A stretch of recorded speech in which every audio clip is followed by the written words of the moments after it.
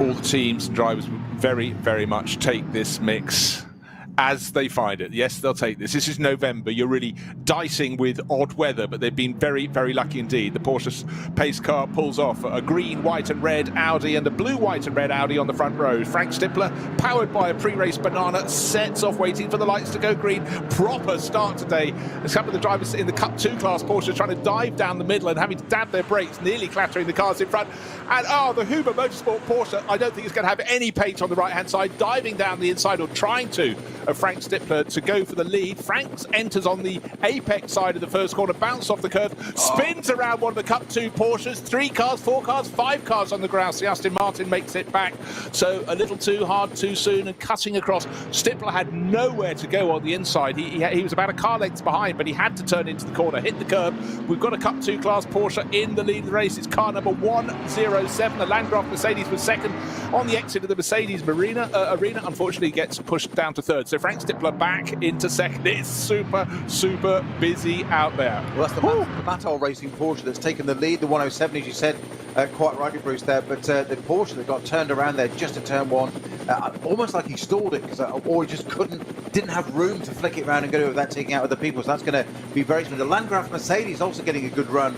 I think it was early part of that. I think that's up to third position. Third position, I think it is, yes. Yeah, change of position behind the one of the Cup 2 Porsches is being edged backwards. But yeah, Frank Stippler was really squeezed on the inside. In fact, they were 3 abreast into the first corner, and the Porsche in the middle was the jam in the sandwich, the jam that got squeezed, the jam that got spun, unfortunately. Now, making a bit of a move early on is the number 34 Walkenhorst. 17 Aston. Number 17 Aston has not got onto the Nordschleife at the top of the hill just before the Sabine-Smits curve. Big left rear damage, huge left rear damage. Something has happened in the Vidal chicane. Unfortunately, it says punch on the back of the car, and someone's taken that as an instruction, and they've clearly thumped into the back. So very, very disappointing for Pro Sport Racing, for Maxime Dumouriez and Jean Glorieux.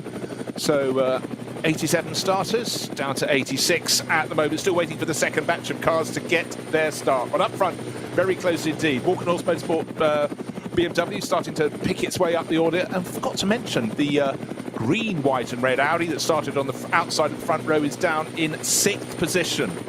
Well. Well, in Phoenix terms, that's a nightmare start for them, isn't there? 2 cars, just not what they'd expect normally. The front row there, I did notice when they were coming through side by side on the Tiergarten, and that Porsche that came down the pit wall, the Huber Motorsport car, all I can say is, thank goodness it's got flush door handles. It would have needed them. It was that close to the pit wall. Right, second batch of cars about to take the start, and we've just cut away from some action where we had Frank Stippler shaping up on the Nordschleife to try and take the lead of the race. First 6 cars very close. Right, how's it going to shape up to VW Golfs right at the front end of the second starting group? A blue one ahead of a black and white one. The black and white one was car number 303, I think it was, but nice and neat and tidy and far less aggressive than the first starting group. The first starting group really bunched up because the red light waited a very long time until it was flicked, and a few cars, as I said, dabbing the brakes, not what you want to do when you're trying to accelerate down to the first turn. But the second batch of cars, they know how to do it. They're largely staying on the black stuff, or in this sunny morning, stuff that's almost grey stuff now. Dare's improving, and how frustrating. 4 hours of racing, 1 car, the Pro Sport Racing Aston Martin, thumped up the back out of the race, having not even got off the Grand Prix loop. And again, of course, one of the Porsches, the Mathol Racing Porsche that Peter picked out, car number 107, spun around, doing well, and one of the sister Porsches from Cup 2 spun around, and going past the Aston Martin, waved yellow flags, and then they become green flags as the drivers get to Sabine-Smits curve. Now, some of the cars, the third car in class, has backed off so much. The first 2 cars in the second batch of cars must be about 10 seconds clear as they exit the Sabine-Smits curves.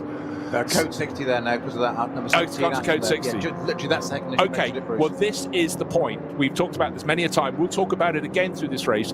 If a code 60 is thrown and you just got clear of it, that is a gift, particularly on the opening lap of the race, when it means the first 2 cars in the second batch are clear. They've suddenly been given this gift. They can concentrate on their battle. There's a white Porsche 103. That will be the car. I was just trying to say, I'm trying to work. That's the Black Falcon entry. Well, possibly the assailant. We don't know. That's, well, I'm guessing, yes. Well, there's no damage. I was just trying to work out, Bruce, there. We saw the footage of that second batch coming through. What we can't see, though, is the front right-hand corner, which may have tagged the the left rear of the Aston Martin.